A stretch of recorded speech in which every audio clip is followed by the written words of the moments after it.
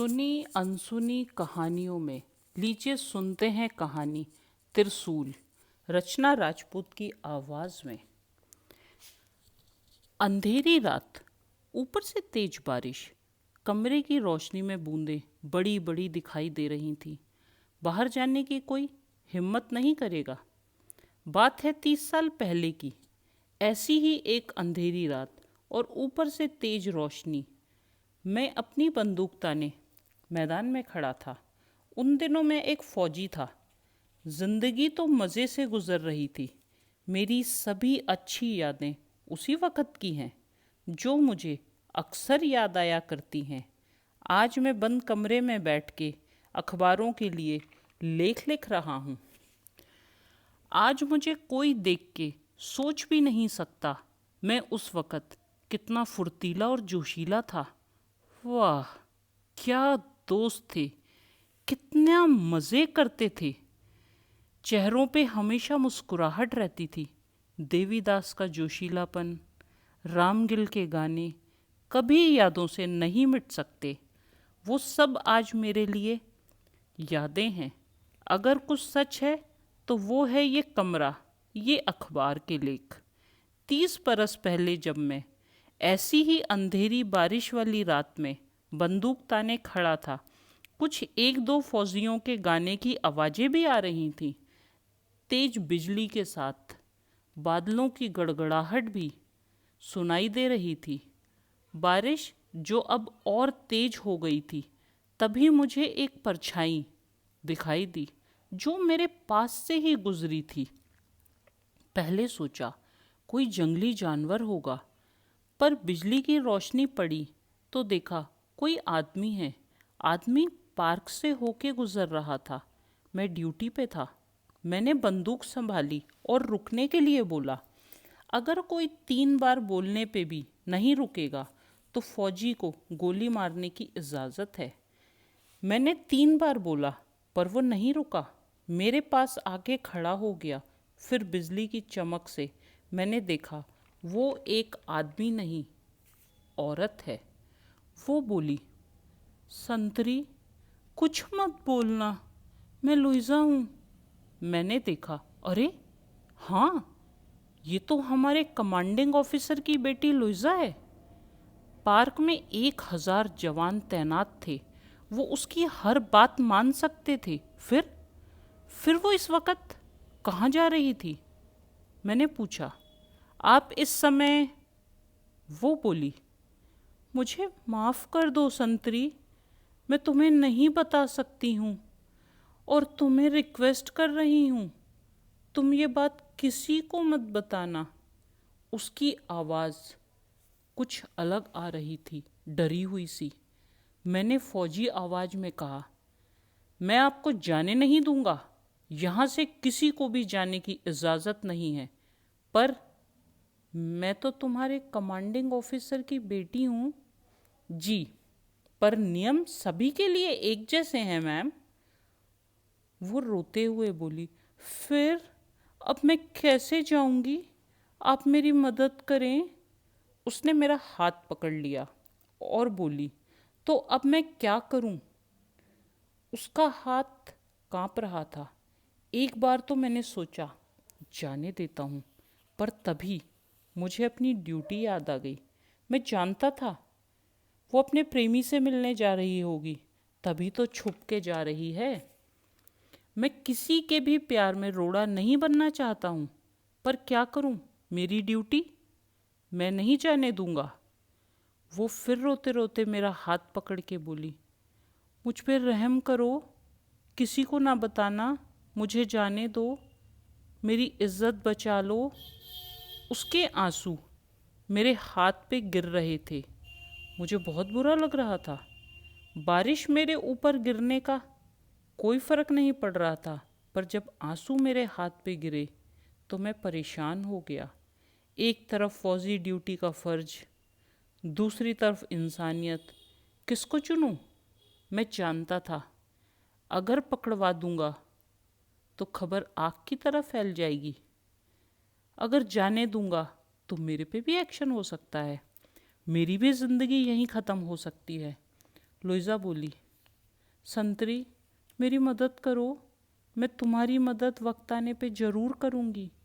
मैंने जवाब दिया, मिस लुइज़ा, मुझे लालच देने की कोशिश ना करो। क्या मेरी रक्षा करना एक फ़ौजी का धर्म नहीं है? मैं थोड़ी देर चुप रह के बोला, जाओ मिस लुइज़ा, अब तुम फ़ौजी कानून से आज़ाद हो, पर मेरी तुमसे एक विनती है, अगर कभी ये दोबारा मत करना। हर फ़ौजी की ज़िंदगी कीमती है। फ़ौज के कानून तोड़ने पे उसकी ज़िंदगी बर्बाद हो सकती है। लुइज़ा ने एक बार फिर मेरा हाथ पकड़ लिया और एहसान मानते हुए बोली, तुम वादा करो, किसी को नहीं बताओगे, किसी से कुछ नहीं कहोगे।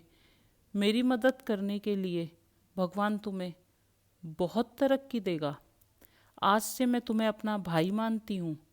तुम देखना, जब भी तुम्हें ज़रूरत पड़ेगी, ये तुम्हारी बहन 7 समुंदर पार से भी तुम्हारे पास ज़रूर आ जाएगी।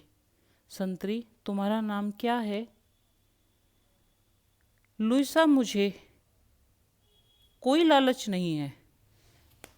मैं तुमसे कुछ नहीं चाहता, मुझे कोई इनाम नहीं चाहिए।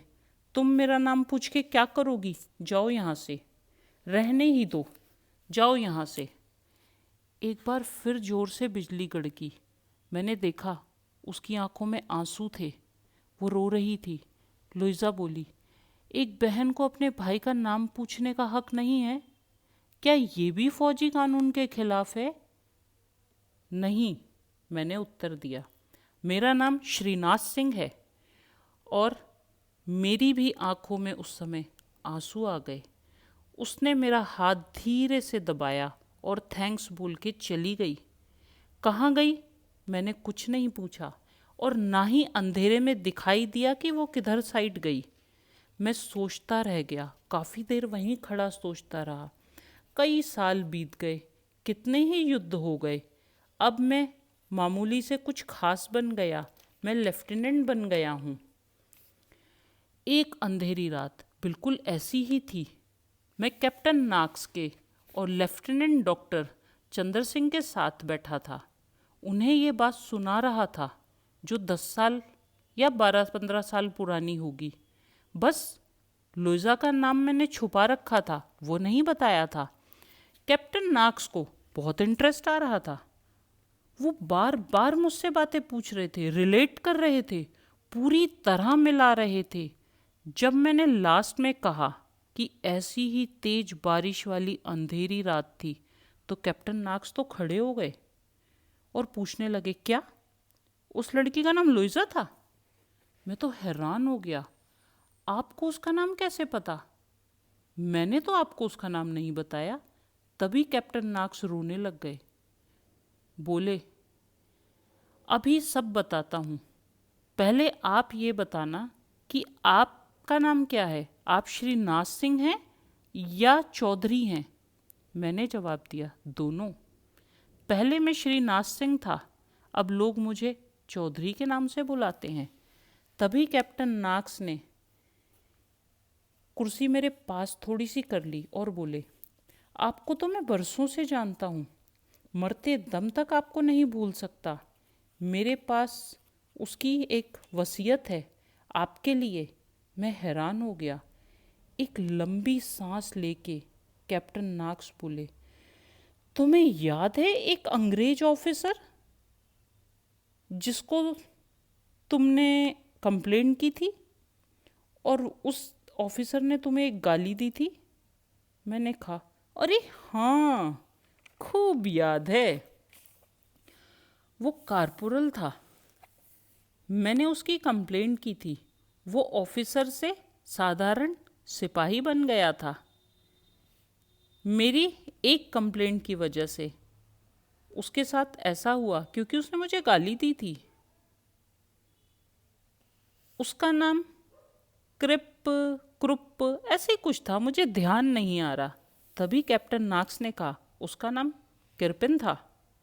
वो मैं ही हूँ, मेरा नाम सीनाक्स है। पहले लोग मुझे किरपिन बुलाया करते थे, अब लोग मुझे कैप्टन नाक्स बुलाते हैं। अब मैंने ध्यान से उसकी तरफ देखा। याद आ गया, हाँ वो किरपिन ही था। पर लुइजा, लुइजा से तुम्हारा क्या लेना देना? मुझे अभी तक कुछ समझ नहीं आ रहा था। कैप्टन, आज मैं अपनी कहानी तुम्हें सुनाता हूँ। जब तुम्हारी वजह से मुझे लेफ्टिनेंट से एक मामूली सिपाही बना दिया गया, तो मैं सिर्फ तुमसे बदला लेना चाहता था। दिन रात एक ही ख्याल रहता था कि मैं कोई मौका नहीं छोड़ना चाहता तुम्हें नीचा दिखाने के लिए। अगर मौका मिले तो मैं तुम्हारा खून भी कर सकता था। सबसे ज़्यादा मैं तुम्हें ही याद करता था। मैंने तुम्हें सिर्फ ब्लडी ही तो कहा था, ये तो मैं अक्सर ही बोल दिया करता था। पर तुम्हारा राजपूत खून ऐसा उबला कि तुमने मेरी कंप्लेंट ही कर दी। मैंने तुम्हें उस रात एक इंग्लिश लड़की के साथ पार्क में हाथ पकड़े देखा था। मैं दूर बैठा अपनी खिड़की से देख रहा था। मुझे लगा तुम्हारी प्रेमिका है और तुम ड्यूटी करते वक्त उस लड़की के साथ इश्क फरमा रहे हो। देखो मेरा कमीनापन। अगर मैं तुम्हारी कंप्लेंट कर दूं तो तुम्हें नौकरी से निकाल दिया जाएगा, तुम्हारी बहुत बेइज्जती भी होगी। ये सोच के मैं बड़ा खुश हो रहा था। और अगर तुमसे पूछूं तो तुम झूठ भी नहीं बोलोगे। अगर कोई तुमसे ये पूछेगा क्या तुमने लड़की का हाथ पकड़ा था, तो तुम इनकार नहीं करोगे। ये सोच के मैं खुश था। तो मैं अगले ही दिन अपने कमांडिंग ऑफिसर के पास गया। मैं उनके बड़े बेटे रॉजर्स को हॉर्स राइडिंग सिखाया करता था, इसलिए उनके घर में बेरोक टोक आ जा सकता था। मैंने मुस्कुरा के कहा, पर मेरी कोई कंप्लेंट तो नहीं की तुमने? क्या इरादा बदल लिया था? नाक्स बोला, कंप्लेंट ना करने की वजह तो कुछ और ही थी, वही तो बताने जा रहा हूँ। जब मैं सुबह घर पहुंचा तो रॉजर्स बोला, किरपिन आज इतनी सुबह आ गए, क्या बात है, बड़े खुश नजर आ रहे हो। वैसे तुमने उसे ब्लडी कहा था। लुइजा भी वहीं आ गई। मैंने कहा, अरे ब्लडी तो मैं अक्सर बोला करता था, परंतु वो बेवकूफ़ राजपूत, उसने मेरी कंप्लेंट ही कर दी। कल मैंने भी श्रीनाथ को रात में ड्यूटी करते वक्त एक अंग्रेज लड़की का हाथ पकड़ते देखा है। इश्क फरमा रहे थे। दोनों एक दूसरे के साथ हाथ में हाथ पकड़ के बारिश में खड़े। अरे मैं तो उसी की कंप्लेंट करने आया हूँ। उसे यहाँ से बाहर निकलवा के ही दम लूँगा, बेइज्जती पूरी करूँगा, उसकी बदला भी ले के रहूँगा। उसी वक्त राजस का एक दोस्त आ गया और वो अपने दोस्त के साथ चला गया। अब मैं और लुइजा दोनों ही कमरे में बचे थे। तब लुइजा मुझे बोली, किरपिन तुम उस राजपूत सिपाही की कंप्लेंट मत करना। मैंने पूछा, क्यों? क्यों ना करूं? वो तो मैं ज़रूर करूंगा, मुझे तो इतनी मुश्किल से मौका मिला है। क्योंकि वो लड़की मैं थी। तो क्या तुम? वो बीच में ही बोली, वो मेरा भाई है, मैं किसी और से दिल से प्यार करती हूँ। मैं वहीं उसी से मिलने जा रही थी और वो तो मुझे रोक रहा था, जाने नहीं दे रहा था, पर बहुत रिक्वेस्ट करने के बाद उसने मुझे जाने दिया। तुम उसकी शिकायत मत करना किरपिन, वो निर्दोष है। वो मेरा नाम नहीं बताएगा, ये मैं जानती हूँ। वो मर जाएगा लेकिन मेरा नाम नहीं बताएगा। फिर मैं बोला, मुझे उससे बदला लेना है। वो तुम्हारा नाम नहीं बतलाएगा तो फिर तुम खुश हो जाओ और मेरा बदला भी पूरा हो जाएगा। मरने दो साले को। लुइजा बोली, किरपिन मैं तुम्हारे हाथ जोड़ती हूँ, मैंने उसे भाई बनाया है, मैं उसके ऊपर अब कोई आँच ना आने दूंगी। अगर तुमने कंप्लेंट की तो मैं खुदकुशी कर लूँगी। मुझे मौका मिल गया, मैं वैसे ही बहुत कमीना था। मैं बोला, लुइजा अगर तुम चाहो तो मैं तुम्हारी बात मान सकता हूँ, पर मेरी एक शर्त है, तुम्हें मुझसे शादी करनी होगी। मैं तुमसे प्यार करता हूँ। लुइजा बोली, ये कैसे हो सकता है किरपिन, मैं किसी और से प्यार करती हूँ, मैं उसके बिना जिंदा नहीं रह सकती और वो भी मेरे बिना मर जाएगा। किरपिन दया करो, अगर ज़बरदस्ती में शादी कर भी लूँ तो मैं जी नहीं पाऊँगी, मैं तुमसे कभी प्यार नहीं कर पाऊँगी। किरपिन, किरपिन रहम करो। मैंने कहा, लुइजा, तुम चिंता मत करो, जब कई दिन हम साथ रहेंगे तुम्हें मुझसे अपने आप मोहब्बत हो जाएगी। नहीं, ऐसा नहीं हो पाएगा किरपिन। लुइजा थोड़ी देर चुप रही, फिर बोली, ठीक है, अभी तुम जाओ किरपिन। ये बोल के कैप्टन नॉक्स जोर जोर से रोने लग गए। मैंने कहा, कैप्टन नॉक्स, आप प्लीज़ रोइए मत, अगर आगे नहीं सुनाना है तो मत सुनाइए, परेशान मत होइए, रहने दीजिए बाकी कहानी। तभी कैप्टन नॉक्स थोड़ी देर चुप होके बोले, नहीं, मुझे अपनी कहानी पूरी करने दो, मैं तुम्हें बताना चाहता हूँ। मैं लुइजा का गुनहगार हूँ। अब लुइजा जब भी मुझे देखती हमेशा मुस्कुराती रहती, मुझे अच्छे से बात करने लग गई, बीच बीच में आके मुझे मिल भी जाया करती थी। मुझे लगने लगा अब वो मुझसे प्यार करती है, पर ऐसा कुछ नहीं था। उसी बीच लड़ाई शुरू हो गई।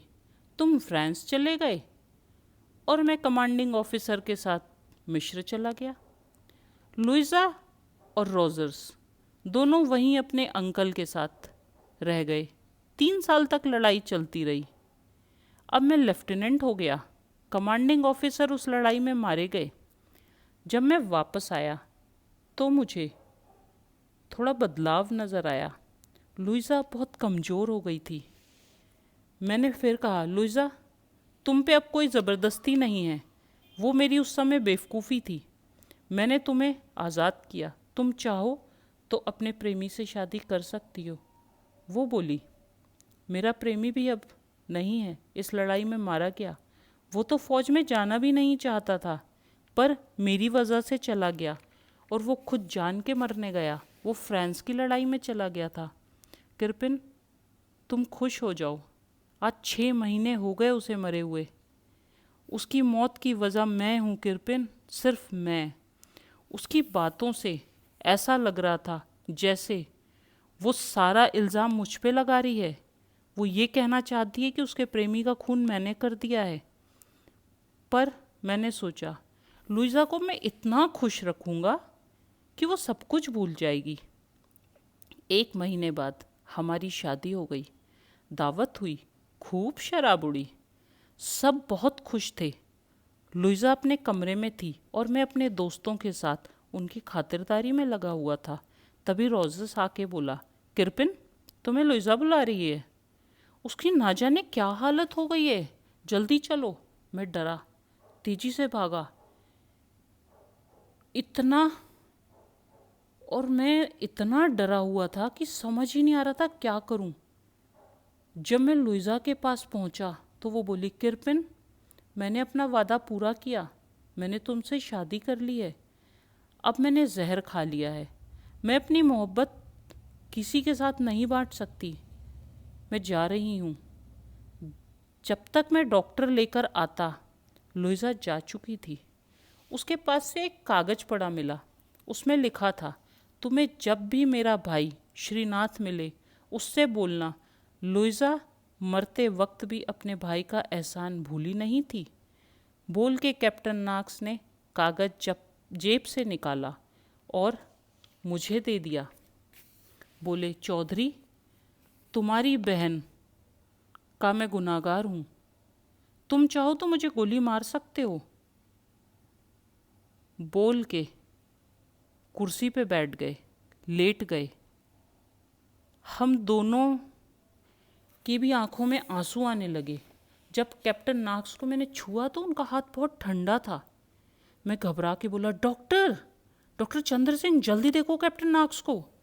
डॉक्टर ने हाथ की नब्ज देखी और बोले, दिल की धड़कन रुक गई है। तभी जोर से बिजली चमकी। नमस्कार।